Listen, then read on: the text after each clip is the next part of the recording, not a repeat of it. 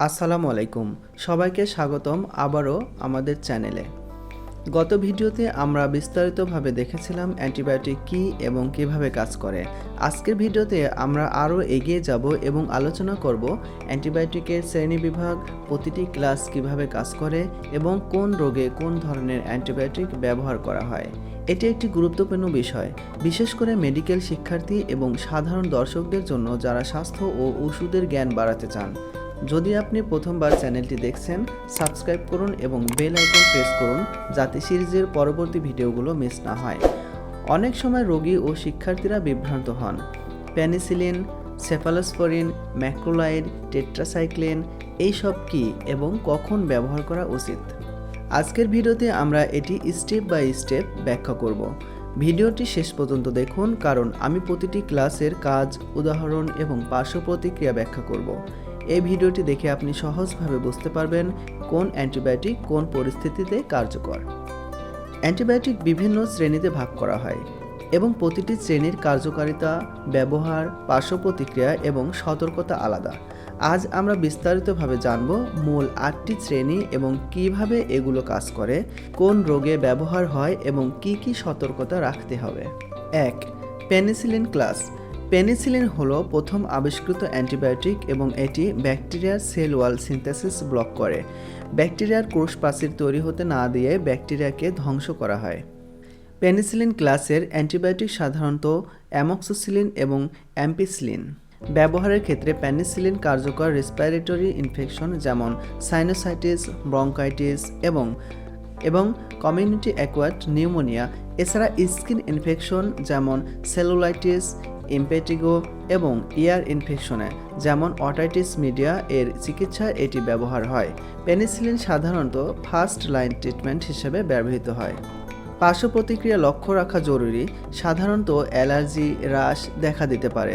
বিরল ক্ষেত্রে অ্যানাফাইল্যাক্সিস যা জীবন হুমকি স্বরূপ ঘটতে পারে। তাই পেনিসিলিন ব্যবহারের আগে রোগীর অ্যালার্জি হিস্ট্রি জানা গুরুত্বপূর্ণ। সঠিক ডোজ এবং নির্ধারিত সময় অনুসরণ করলে পেনিসিলিন সংক্রমণ দ্রুত নিয়ন্ত্রণে আনে এবং রোগী দ্রুত সুস্থ হয়। 2. Cephalosporin class. সেফালোস্পোরিন হলো পেনিসিলিন এর সাথে সম্পর্কিত একটি ক্লাস। এটিও সেল ওয়াল সিনথেসিস ব্লক করে, তাই পেনিসিলিন অ্যালার্জি না থাকলে বিকল্প হিসেবে ব্যবহার করা হয়। সেফালোস্পোরিনের অনেক প্রজন্ম আছে, ফার্স্ট জেন থেকে ফিফথ জেন পর্যন্ত, যেখানে নতুন জেনারেশনের অ্যান্টিবায়োটিক বেশি পোটেন্ট এবং ব্রড স্পেকট্রাম। উদাহরণ: সেফালেক্সিন ফার্স্ট জেন, সাধারণ সংক্রমণ যেমন স্কিন ইনফেকশন বা UTI. সেফট্রাএক্সন third generation, severe infection বা হসপিটালে acquired ইনফেকশনে। সেফিপাইম fourth generation, multidrug resistance ইনফেকশনে। Cephalosporin সাধারণত ব্যবহৃত হয় সিভিয়ার ইনফেকশন, হসপিটাল ইনফেকশন এবং নিউমোনিয়া। পার্শ্ব প্রতিক্রিয়া হিসেবে ডায়রিয়া এবং অ্যালার্জি দেখা দিতে পারে। কিছু ক্ষেত্রে লিভার বা কিডনিতে পরিবর্তন হতে পারে, তাই রোগীর শারীরিক অবস্থা দেখে ব্যবহার করা উচিত। সঠিক ডোজে সেফালোস্পোরিন দ্রুত সংক্রমণ নিয়ন্ত্রণে আনে। 3. Macrolide class. Macrolide class antibiotic মূলত প্রোটিন সিনথেসিস ব্লক করে, ফলে গ্রাম পজিটিভ এবং কিছু টাইপিক্যাল ব্যাকটেরিয়া এর বিরুদ্ধে খুব কার্যকর। এটি বিভিন্ন সংক্রমণ নিয়ন্ত্রণে ব্যবহৃত হয়, বিশেষ করে যারা পেনিসিলিন বা সেফালোস্পোরিন নিতে পারছে না। সাধারণ উদাহরণ হলো অ্যাজিথ্রোমাইসিন, ক্লারিথ্রোমাইসিন এবং অ্যারিথ্রোমাইসিন। ম্যাক্রোলাইড সাধারণত ব্যবহৃত হয় রেসপিরেটরি ইনফেকশন যেমন কমিউনিটি অ্যাকোয়ার্ড নিউমোনিয়া বা ব্রঙ্কাইটিস। স্ল্যামাইডিয়া ইনফেকশন যা বিশেষত যৌন সংক্রমণের ক্ষেত্রে ব্যবহৃত হয়, এবং স্কিন ইনফেকশন যেমন ইম্পেটিগো বা সেলুলাইটিস। পার্শ্ব প্রতিক্রিয়া হিসেবে দেখা দিতে পারে জিআই আপসেট যেমন নওসিয়া বা ডায়রিয়া, বিরল ক্ষেত্রে লিভার টক্সিসিটি এবং কিছু ক্ষেত্রে রেয়ার হার্ট রাইথম ইস্যুস যেমন কিউটি প্রলঙ্গেশন। সঠিক ডোজ এবং চিকিৎসকের পরামর্শ অনুযায়ী ব্যবহার করলে ম্যাক্রোলাইড সংক্রমণ নিয়ন্ত্রণে এবং রোগীর সুস্থতায় দ্রুত সাহায্য করে। 4. Tetracycline class. টেট্রাসাইক্লিন ক্লাস হলো ব্রড স্পেকট্রাম অ্যান্টিবায়োটিক যা প্রোটিন সিনথেসিস ইনহিবিট করে, ফলে অনেক ধরনের গ্রাম পজিটিভ এবং গ্রাম নেগেটিভ ব্যাকটেরিয়া এর বিরুদ্ধে কার্যকর। এটি বিভিন্ন সংক্রমণ নিয়ন্ত্রণে ব্যবহৃত হয় এবং বিশেষভাবে দীর্ঘমেয়াদী সংক্রমণ বা ক্রনিক ইনফেকশনে প্রযোজ্য। সাধারণ উদাহরণ হলো ডক্সিসাইক্লিন এবং টেট্রাসাইক্লিন। ব্যবহারিক ক্ষেত্রে টেট্রাসাইক্লিন খুবই কার্যকর। অ্যাকনি এর ক্ষেত্রে ত্বকের সংক্রমণ নিয়ন্ত্রণ করে। রিকেটসিয়া ইনফেকশন এবং রেসপিরেটরি ইনফেকশন যেমন ব্রঙ্কাইটিস বা নিউমোনিয়াতে। তবে সতর্কতা অবলম্বন করা জরুরি। প্রেগন্যান্সি এবং 8 বছরের নিচের শিশুদের জন্য ব্যবহার করা উচিত নয়, কারণ এটি টিথ ডিসকলারেশন এবং বোন গ্রোথ প্রবলেম সৃষ্টি করতে পারে। সঠিক ডোজ এবং নির্দেশনা অনুযায়ী ব্যবহারে সংক্রমণ দ্রুত নিয়ন্ত্রণে আসে এবং রোগী সুস্থ হয়। 5. ফ্লোরোকুইনোলোন ক্লাস। ফ্লোরোকুইনোলোন ক্লাস অ্যান্টিবায়োটিক মূলত ডিএনএ গ্যারেজ ব্লক করে, ফলে ব্যাকটেরিয়ার ডিএনএ রিপ্লিকেশন বাধাপ্রাপ্ত হয় এবং গ্রাম নেগেটিভ সংক্রমণে অত্যন্ত পটেন্ট। এটি বিভিন্ন গুরুতর সংক্রমণ নিয়ন্ত্রণে ব্যবহৃত হয়। সাধারণ উদাহরণ হলো সিপ্রোফ্লক্সাসিন এবং লেভোফ্লক্সাসিন। ব্যবহারিক ক্ষেত্রে ফ্লোরোকুইনোলোন কার্যকর urinary track infection, gastrointestinal infection এবং রেসপিরেটরি ইনফেকশন যেমন নিউমোনিয়া বা ব্রঙ্কাইটিস। এটি সাধারণত হসপিটাল অ্যাকোয়ার্ড বা রেজিস্ট্যান্ট ইনফেকশনে ব্যবহৃত হয়। পার্শ্ব প্রতিক্রিয়া হিসেবে দেখা দিতে পারে টেন্ডন রেপটিউর, বিশেষ করে ইলডারলি এবং অ্যাথলেটেস এ সিএনএস ইফেক্ট যেমন ডাইজিনেস বা কনফিউশন, এবং কিউটি প্রলঙ্গেশন যা হৃদরোগের সমস্যা সৃষ্টি করতে পারে। ইলডারলি এবং অ্যাথলেটেস এ সাবধানতার সঙ্গে ব্যবহার করা উচিত এবং চিকিৎসকের পরামর্শ অনুযায়ী ডোজ মানা জরুরি। Aminoglycoside class. অ্যামিনোগ্লাইকোসাইড ক্লাস হলো শক্তিশালী অ্যান্টিবায়োটিক যা পোটেন্ট সিনথেসিস ব্লক করে এবং প্রধানত গ্রাম নেগেটিভ ব্যাকটেরিয়া এর বিরুদ্ধে কার্যকর। এটি সাধারণত গুরুতর সংক্রমণ এবং হসপিটাল অ্যাকোয়ার্ড ইনফেকশনের ক্ষেত্রে ব্যবহৃত হয়। উদাহরণস্বরূপ জেন্টামাইসিন এবং অ্যামিকাসিন। ব্যবহারিক ক্ষেত্রে অ্যামিনোগ্লাইকোসাইড বিশেষভাবে কার্যকর সিভিয়ার ইনফেকশন যেমন সেপ্টিসেমিয়া বা কমপ্লিকেটেড ইউরিনারি ট্র্যাক ইনফেকশন এবং হসপিটাল অ্যাকোয়ার্ড ইনফেকশন যেখানে মাল্টিড্রাগ রেজিস্ট্যান্ট ব্যাকটেরিয়া থাকতে পারে।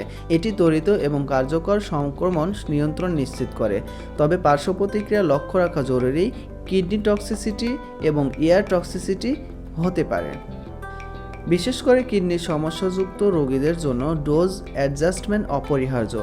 সঠিক মনিটরিং এবং চিকিৎসকের পরামর্শ অনুযায়ী ব্যবহার নিরাপদ ও কার্যকর। 7. Sulphonamide and TMP SMX. Sulphonamide class antibiotic মূলত ফলিক অ্যাসিড সিনথেসিস ব্লক করে, ফলে ব্যাকটেরিয়ার বৃদ্ধি বাধাপ্রাপ্ত হয়। এটি ব্রড স্পেকট্রাম হিসেবে কাজ করে এবং বিভিন্ন সংক্রমণ নিয়ন্ত্রণে ব্যবহৃত হয়। সাধারণ উদাহরণ হলো কোট্রাইমোক্সাজোল। ব্যবহারিক ক্ষেত্রে এটি কার্যকর ইউরিনারি ট্র্যাক ইনফেকশন এর চিকিৎসায়, যা সাধারণ এবং জটিল উভয় ধরনের হতে পারে। এছাড়া এটি বিশেষভাবে নিউমোসিস্টিস নিউমোনিয়া এর ক্ষেত্রে ব্যবহৃত হয়, যা ইমিউনো কম্প্রোমাইজড রোগীদের জন্য জীবন রক্ষাকারী হতে পারে। পার্শ্ব প্রতিক্রিয়া হিসেবে দেখা দিতে পারে অ্যালার্জি, র্যাশ এবং কিছু ক্ষেত্রে হেমাটোলজিক ইফেক্ট যেমন অ্যানিমিয়া বা লিউকোপেনিয়া। সঠিক ডোজ এবং চিকিৎসকের পরামর্শ অনুযায়ী ব্যবহার করলে সালফোনামাইড সংক্রমণ দ্রুত নিয়ন্ত্রণে আনে এবং রোগীর সুস্থতা বজায় রাখে। 8. Carbapenem and monobactam. কার্বাপেনেম এবং মনোব্যাকটাম ক্লাস হলো অত্যন্ত শক্তিশালী এবং সাধারণত রিজার্ভড অ্যান্টিবায়োটিক যা বিশেষভাবে গুরুতর সংক্রমণ এবং মাল্টিড্রাগ রেজিস্ট্যান্ট ব্যাকটেরিয়া এর বিরুদ্ধে ব্যবহৃত হয়। এগুলো রোগীর জীবনের ঝুঁকি থাকা অবস্থায় ব্যবহার করা হয় এবং সাধারণ সংক্রমণের জন্য ব্যবহার করা হয় না। উদাহরণস্বরূপ ম্যারোফেনেম, ইমিফেনেম এবং অ্যাস্টিওনাম। ব্যবহারিক ক্ষেত্রে এটি কার্যকর সিভিয়ার মাল্টিড্রাগ রেজিস্ট্যান্স ইনফেকশন যেমন হসপিটাল রিকোয়ার্ড সিভিয়ার ইনফেকশন যেখানে অন্যান্য অ্যান্টিবায়োটিক কার্যকর নয়। সারবাপেনেম ক্লাসের অ্যান্টিবায়োটিক রোগীর সংক্রমণ দ্রুত নিয়ন্ত্রণে আনে এবং চিকিৎসার আউটকাম উন্নত করে। তবে সতর্কতা গুরুত্বপূর্ণ, এটি স্ট্রিক্ট ডক্টর সুপারভিশন ছাড়া ব্যবহার করা উচিত নয়। অসাবধান ব্যবহারে বিপজ্জনক পার্শ্ব প্রতিক্রিয়া বা অ্যান্টিবায়োটিক রেজিস্ট্যান্স হতে পারে। সঠিক ডোজ এবং পর্যবেক্ষণ অপরিহার্য। অ্যান্টিবায়োটিক ক্লাস সম্পর্কে জ্ঞান থাকা অত্যন্ত গুরুত্বপূর্ণ, কারণ ঠিক রোগে ঠিক অ্যান্টিবায়োটিক নির্বাচন করতে পারলে সংক্রমণ দ্রুত নিয়ন্ত্রণে আসে এবং রোগী দ্রুত সুস্থ হয়। প্রতিটি ক্লাসের মেকানিজম, কার্যকারিতা এবং পার্শ্ব প্রতিক্রিয়া মনে রাখা জরুরি, যাতে ভুল ব্যবহার থেকে বাঁচা এবং রেজিস্ট্যান্স তৈরি না হয়। পরবর্তী ভিডিওতে আমরা আরও বিস্তারিত আলোচনা করব ভুল অ্যান্টিবায়োটিক ব্যবহার ও রেজিস্ট্যান্স এবং কোন রোগে কোন অ্যান্টিবায়োটিক ব্যবহার করা হয় এবং বিশেষ পেশেন্ট গ্রুপ যেমন প্রেগনেন্ট, এলডারলি বা কিডনি পেশেন্ট এর জন্য কিভাবে ডোজ অ্যাডজাস্টমেন্ট করা উচিত। ভিডিওটি যদি আপনার কাজে লেগে থাকে তাহলে লাইক এবং শেয়ার করতে অবশ্যই ভুলবেন না। মিডটক্স চ্যানেলটি সাবস্ক্রাইব করুন এবং বেল আইকনটি অন করুন যাতে আপনি সিরিজের পরবর্তী ভিডিওগুলো প্রথমে দেখতে পান। এছাড়া কমেন্টে লিখুন আপনি কোন অ্যান্টিবায়োটিক ক্লাস বা সংক্রমণ সম্পর্কিত বিষয়ে আরও বিস্তারিত জানতে চান। আমরা সেই অনুযায়ী পরবর্তী ভিডিও আলোচনা করব।